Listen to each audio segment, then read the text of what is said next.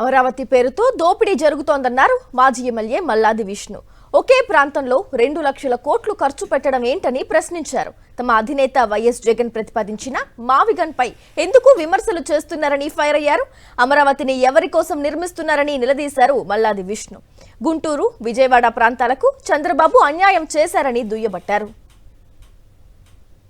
పేరు మీద జరుగుతున్నటువంటి దోపిడీ 12 సంవత్సరాల కాలమైనా సరైనటువంటి రూపురేఖలు తీసుకురాలేకపోయారు. రాష్ట్రం ఒకచోటే 2 లక్షల కోట్లు ఖర్చు పెట్టాలని ఒక ప్రాంతంలోనే ఇప్పటికే అప్పు చేసి దాని మీద ఇప్పటికే వివిధ సంస్థల నుంచి వివిధ బ్యాంకుల నుంచి 45 నుంచి 50 వేల కోట్ల రూపాయలు అప్పు తీసుకొచ్చారని, ప్రజలెవరూ లేరని, అక్కడ ఉపాధి లేదని, ఏ రకంగా ఈ గుంటూరు, విజయవాడ, మచిలీపట్నాన్ని మావిగన్ అని చెప్పని ఒక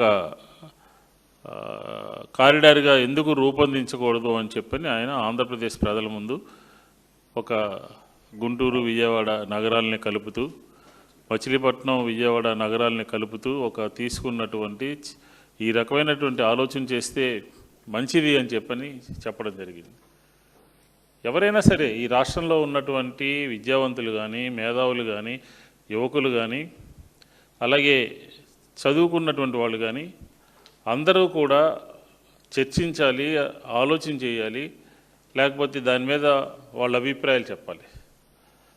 అదేమీ లేకుండా ఈ రాష్ట్రంలో ఉన్నటువంటి తెలుగుదేశానికి సంబంధించినటువంటి మంత్రులు కానీ, భజన పరులు కానీ ఏ ముఖం పెట్టుకుని ట్రోల్ చేస్తారు అని చెప్పని వైఎస్ఆర్ కాంగ్రెస్ పార్టీ అడుగుతుంది.